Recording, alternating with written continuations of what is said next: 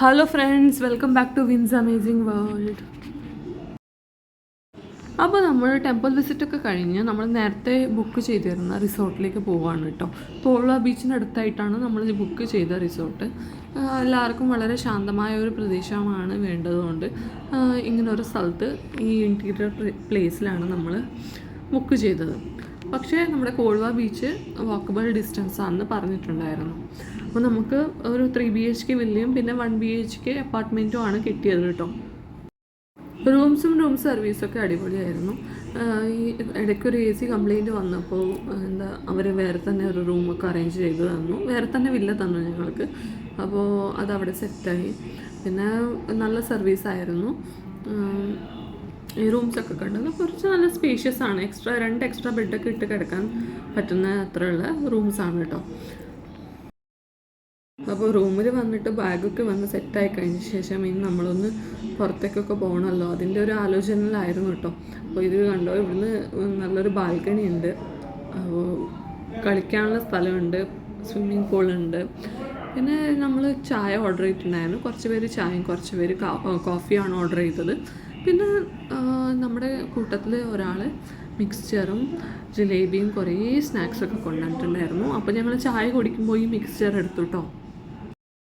ഞങ്ങൾ വന്ന traveller already പറഞ്ഞു വെച്ചിട്ടുണ്ടായിരുന്നു. പിന്നെ നമ്മളൊന്ന് ബീച്ചിലേക്ക് നടന്നു. നമ്മുടെ ഈ റിസോർട്ടിൽ കുറച്ച് നടന്നാൽ ഒരു പാടവും കുറച്ച് റോഡും കഴിഞ്ഞ് പോയാൽ ബേത്തൽ ബീച്ച് കിട്ടും കേട്ടോ. അപ്പോൾ അവിടേക്കുള്ള നടത്തമാണിപ്പോൾ. എല്ലാവരും നല്ല കുട്ടികളായിട്ട് നടക്കുകയാണ്. അപ്പോൾ ഈ വയലും അവിടെ കുറേ പശുക്കളൊക്കെ ഉണ്ടായിരുന്നു, പിന്നെ കുറേ നായ്ക്കളും ഉണ്ട്. അപ്പോൾ നമ്മൾ മെല്ലെ വീഡിയോ ഒക്കെ എടുത്ത് സംസാരിച്ചുകൊണ്ട് നമ്മൾ നടക്കുകയാണ് കേട്ടോ. സംസാരിച്ച് നമ്മൾ ബീച്ചിലേക്ക് എത്തിയിട്ടോ. ഇപ്പോൾ ഏകദേശം സൺസെറ്റിനുള്ള ടൈമായിട്ടുണ്ട്. ഇതൊരു നല്ല ക്ലീൻ ബീച്ചാണ് കേട്ടോ. ചിലപ്പോൾ ആൾ സഞ്ചാരം കുറവായത് കൊണ്ടായിരിക്കും, അല്ലെങ്കിൽ അത്ര ഫേമസ് അല്ലാത്തത് കൊണ്ടായിരിക്കും. ഇത് കോൾവ ബീച്ചിന് തൊട്ട് അഡ്ജസ്റ്റൻ്റ് ആയിട്ടുള്ള ബീച്ചാണ് കേട്ടോ. അപ്പോൾ നമ്മൾ ഇതിലേ നടന്നിട്ട് പോവുകയാണ്. എല്ലാവരും വന്നൊന്ന് ഉറപ്പ് വരുത്തി. ഇതൊരു നല്ല അടിപൊളി സീനറി അല്ലേ. ഇവിടുത്തെ മണൽ നല്ല വൈറ്റ് മണലാണ് കേട്ടോ. ഈ പഞ്ചാര മണൽ എന്നൊക്കെ പറയില്ലേ, അതുപോലെ. നമുക്കിങ്ങനെ അവിടെ തന്നെ ഇരിക്കാൻ തോന്നും കേട്ടോ. എന്നിട്ട് കുട്ടികളൊക്കെ വെള്ളത്തിലിറങ്ങി. നമ്മൾ ഈ ഫ്രണ്ട്സിൻ്റെ കൂടെയൊക്കെ ഇതുപോലുള്ള ടൂറിസ്റ്റ് സ്പോട്ടിലൊക്കെ വരുമ്പോഴുള്ള രസം വേറെ തന്നെയാണ് കേട്ടോ. നമുക്ക് എവിടെയും പോകണമെന്നുണ്ടെങ്കിൽ, നമുക്ക് എന്തെങ്കിലും ആഗ്രഹം ഉണ്ടെങ്കിൽ, കട്ടയ്ക്ക് കൂടെ നിൽക്കുന്ന ഫ്രണ്ട്സ് ഉണ്ടെങ്കിൽ ഇതുപോലെ എല്ലാവർക്കും ട്രിപ്പിനൊക്കെ പോവാം. അപ്പോൾ ഇവിടെയാണെങ്കിൽ നടന്നാലും തീരുന്നില്ല കേട്ടോ. നമ്മൾ മെല്ലെ കഥയൊക്കെ പറഞ്ഞിട്ട് പോവാണ്. അപ്പോഴേക്കും നമ്മുടെ കൂട്ടത്തിലുള്ള കുറച്ച് ആളുകൾ ദൂരത്ത് പോയിട്ടോ. അപ്പോൾ ഞാൻ എൻ്റെ S23 ക്യാമറ കൊണ്ട് സൂം ചെയ്ത് നോക്കി. അപ്പോൾ ഇതാ 2 ആളെ കിട്ടി. 2 ആളല്ല, അതിൽ 6 ആൾക്കാരുണ്ട്. എന്നിട്ട് പിന്നെ നമ്മൾ അവരെ കണ്ടെത്തിയ ശേഷം പിന്നെ നമ്മൾ കുറച്ച് നേരം ഇങ്ങനെ വെള്ളത്തിൽ കാലിട്ടു. ഓൾറെഡി ഒരു സൺസെറ്റൊക്കെ കഴിഞ്ഞ് ഇരുട്ടിയതുകൊണ്ട് നമ്മൾ അവിടുന്ന് തന്നെ ഡിന്നർ കഴിക്കാമെന്ന് തീരുമാനിച്ചു. പുറത്തുനിന്നൊക്കെ നോക്കുമ്പോൾ നല്ലൊരു സെറ്റപ്പാണ്. പക്ഷേ നമ്മൾ ഭക്ഷണം കഴിച്ച് കഴിഞ്ഞപ്പോഴാണ് ആവറേജ് ഫുഡാണെന്ന് മനസ്സിലായത്. ഈ ഡെക്കറേഷനൊക്കെ നല്ല രസമുണ്ട് കേട്ടോ. ലൈറ്റിംഗ് ഒക്കെ ആയിട്ട് നമുക്ക് ഫോട്ടോയും വീഡിയോ ഒക്കെ എടുക്കാൻ പറ്റിയ സ്ഥലമാണ്.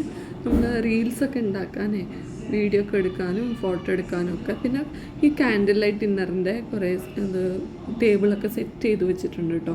അതിപ്പോൾ ഈ 2-3 റെസ്റ്റോറൻറ്റ് ഈ ഭാഗത്തുള്ളൂ. അപ്പോൾ അവരുടെ ഒരു സെറ്റപ്പാണ്. എന്നുവെച്ചാൽ മുൻകൂട്ടി ബുക്ക് ചെയ്യണമെന്നൊന്നും അറിഞ്ഞുകൂടാ. ആക്ച്വലി ഞങ്ങൾ പ്ലാൻ ചെയ്തിട്ടുണ്ടായിരുന്നു കോൾവ ബീച്ചിലേക്ക് പോകുന്നുണ്ടെങ്കിൽ അങ്ങനെ ചെയ്യണമെന്ന്. പക്ഷേ ഇവിടുന്ന് എന്തോ അങ്ങനെ ചെയ്യാൻ നമുക്ക് തോന്നിയില്ല കേട്ടോ. ഇത് കണ്ടോ, നല്ല വ്യൂ അല്ലേ ഇവിടുന്ന് ഇങ്ങനെ നോക്കുമ്പോൾ. ഇവിടുത്തെ വേറൊരു പ്രോബ്ലം എന്താണെന്ന് വെച്ചാൽ കുറേ നായ്ക്കളുണ്ടാവും കേട്ടോ. പിന്നെ ആരെയും ഒന്നും ഉപദ്രവിച്ചിട്ടൊന്നുമില്ല. പക്ഷേ ഈ നായ്ക്കളുടെ പരിപാടി എന്താണെന്ന് വെച്ചാൽ ഈ ഇരുട്ടത്ത് പോയിട്ട് കിടക്കും. മീൻസ് നമ്മളെങ്ങാനും ഈ ബീച്ചിൽ ലൈറ്റ് ഇല്ലാത്ത ഭാഗത്തേക്ക് കൂടി നടക്കുകയാണെങ്കിൽ ഉറപ്പായിട്ടും ഇതിനെ ചവിട്ടിപ്പോവും. അതുകൊണ്ട് നമ്മൾ പിന്നെ തുടർന്ന് നടക്കാനുള്ള ആഗ്രഹം അങ്ങോട്ട് ഉപേക്ഷിച്ചു. എന്താണെന്ന് വെച്ചാൽ ഈ കുറച്ച് ഭാഗത്തിൽ ഇരുട്ടൊക്കെ ഉണ്ടായിരുന്നു കേട്ടോ. അപ്പോൾ ആ ഒരു ശ്രമം ഉപേക്ഷിച്ചു. പിന്നെ നമ്മൾ ഫുഡൊക്കെ ഓർഡർ ചെയ്ത് ഫുഡ് വരാനുള്ള വെയിറ്റിങ്ങിലായിരുന്നു കേട്ടോ. അപ്പോൾ കുറച്ച് നേരം ഞാനിങ്ങനെ പുറത്തിറങ്ങി കുറച്ച് വീഡിയോസൊക്കെ എടുത്തു എൻ്റെ കോണ്ടൻറ്റിന് വേണ്ടിയുള്ള. എന്നിട്ട് ഞങ്ങളുടെ ഒരു ഗ്രൂപ്പ് ഫോട്ടോ എടുത്തു. പിന്നെ നമ്മുടെ ഫുഡൊക്കെ മെല്ലെ മെല്ലെ വന്നു കേട്ടോ. ഇവിടെ ഞങ്ങൾ ഓർഡർ ചെയ്ത സീ ഫുഡ് തന്നെയാണ് മെയിനായിട്ട്. പിന്നെ ഫ്രൈഡേ ആയതുകൊണ്ട് തന്നെ ചിലർക്ക് വ്രതമുണ്ടായിരുന്നു, അതുകൊണ്ട് അവർ വെജായിരുന്നു കഴിച്ചത്. ഗോവയിൽ ചിക്കനേക്കാളും കൂടുതൽ സീ ഫുഡാണ് കേട്ടോ ഫേമസ്. അപ്പോൾ സീ ഫുഡിൻ്റെ താലി കിട്ടുന്ന റെസ്റ്റോറൻറ്റ്സ് തന്നെ ഉണ്ട്, കുറേ ഉണ്ട്, നല്ല നല്ല റെസ്റ്റോറൻറ്റ്സ്. ഞങ്ങൾ പോയ റെസ്റ്റോറൻറ്റിൻ്റെ വിശേഷങ്ങൾ നെക്സ്റ്റ് വീഡിയോയിൽ പറയാം കേട്ടോ.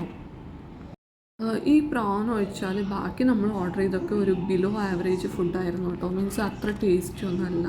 പിന്നെ നമ്മളിങ്ങനെ കുറേ നേരം വെള്ളത്തിൽ കളിച്ചിട്ടോ. അപ്പോൾ നമ്മൾ 4-5 ആൾ ഒരുമിച്ച് പോയിട്ട് കുറേ നേരം ഇങ്ങനെ വെള്ളത്തിൽ നിന്നു. അതിൻ്റെ ഇടയ്ക്ക് ആരോ വീഡിയോ എടുത്തിട്ട് എനിക്ക് അയച്ചു തന്നെയാണ് ഇത് കേട്ടോ. പിന്നെ നമ്മൾ തിരിച്ച് നമ്മുടെ റൂമിലേക്ക് പോവുകയാണ്. ഇതിപ്പോൾ പോകുന്ന വഴിയാണ് കേട്ടോ.